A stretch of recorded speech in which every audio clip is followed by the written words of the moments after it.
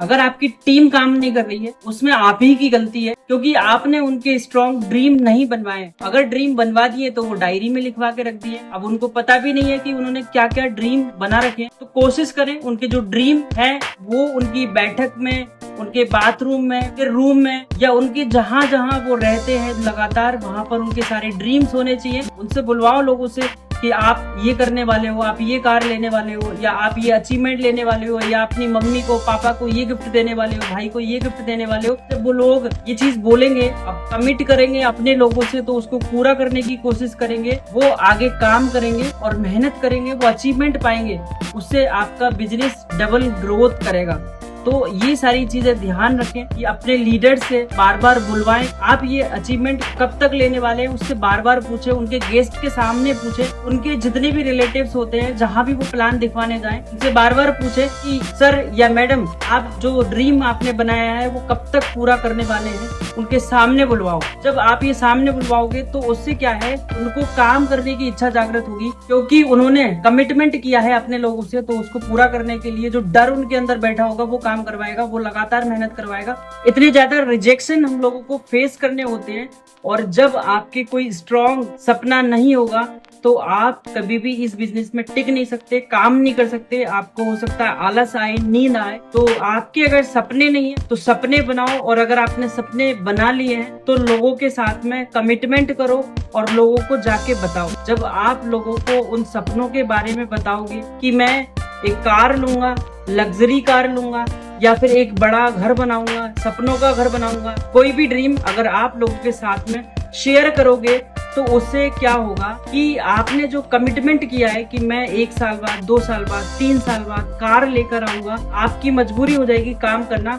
इसीलिए वो मजबूरी आपको सफल बनाएगी। तो कोशिश करें, अगर आपने अभी तक अपने सपने नहीं बनाए तो जरूर अपने सपने 10, कम से कम 10 अपने सपने बनाए विद डेट, कि मैं इस डेट तक ये अचीवमेंट पा लूंगा, ये कार मेरे पास होगी और इस कलर की मेरे पास कार होगी, लग्जरी कार होगी या बिजनेस कार होगी, जो भी आपके पास कार होगी। तो उन सारी चीजों को लिखने के बाद में उसकी डेट भी आप फिक्स कर दें, और इस डेट तक मैं ये ले आऊंगा, लोगों से बोलें। क्योंकि जब तक आप बोलने की क्षमता आपके अंदर नहीं आएगी तब तक आप उस अचीवमेंट को नहीं ले सकते हो, आप उसे नहीं पा सकते हो। क्योंकि वही डर, जब लोग आपसे बोलेंगे कि भाई कार आपकी कब आ रही है, आपका जो ड्रीम था वो कब तक पूरा हो रहा है, या आप जो अचीवमेंट बोल रहे थे वो कब तक ला रहे हो, या लाखों की इनकम की बात करते थे आप, तो ये जो इनकम है वो कब तक आ रही है। जब लोग आपसे फॉलो अप लेंगे, जब लोग आपसे बार बार पूछेंगे, तो आपको वही बातें बार बार रिपीट होती रहेंगी। और जब बार बार कोई बातें रिपीट होती हैं, जब हमारा सबकॉन्शियस माइंड हमारे बार बार उसी एक्शन को दोबारा रिपीट कराता है, बार बार काम करवाता है, तो वही एक्शंस हमें सफल बनाते हैं, वही एक्शंस हमारे रिजल्ट्स को लाते हैं। तो कोशिश जरूर करें और हर किसी को अपने सपनों के बारे में बताएं।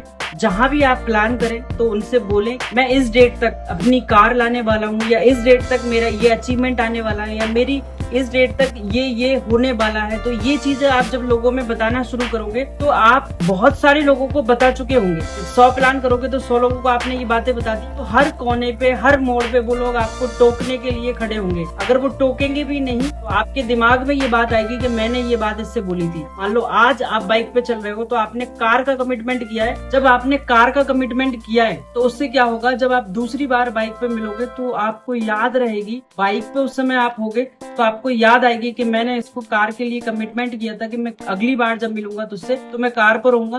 तो ये बात आपको रिपीट होगी। उससे क्या है, आपको मोटिवेशन आएगा, काम करने की इच्छा जगेगी और आप मेहनत करोगे, लगातार मेहनत करोगे तो रिजल्ट आएंगे। कोशिश करें, गोल सेट करें, और ड्रीम जितने भी आपके, जितने बड़े ड्रीम होंगे, जितने ड्रीम होंगे आप लिख के रखोगे विद डेट के साथ में, याद रहेंगे, लोगों को बताते रहोगे, उन ड्रीम्स के लिए फॉलो अप करते रहेंगे और याद दिलाते रहेंगे, जिससे कि आपके सारे के सारे अचीवमेंट है वो जल्द से जल्द आएंगे। तो चलिए दोस्तों शुरू करते हैं आज का व्लॉग। आज की प्लानिंग है हमारी मुरादाबाद, वो चलते हैं प्लानिंग के लिए। अब हम लोग जा रहे हैं सैफनी से चितौनी रोड से होते हुए मूडा पांडे को। हम लोग जल्दी की वजह से इधर से जा रहे हैं, लेकिन हमें ये भी नहीं पता था कि इस रोड पर काम चल रहा है। दोस्तों अब आ ही चुके हैं तो धूल भरा रास्ता झेलना ही पड़ेगा। रास्ते में ही मिले भाई साहब, बोले कि मुझे भी ब्लॉग में ले लेना। उसके बाद हम लोग आगे बढ़े तो रास्ता आगे कच्चा आया। उसके बाद फिर एक और पुल पड़ा, फिर एक टूटा फूटा रास्ता मिला। अब तो हद ही हो गई, कीचड़ वाला रास्ता भी इसी रास्ते में मिलने को था। अब आगे एक और नई मुसीबत, बहुत ज्यादा पानी भरा हुआ रास्ते में। जैसे तैसे हम लोग निकल कर पहुंचे फाटक पर।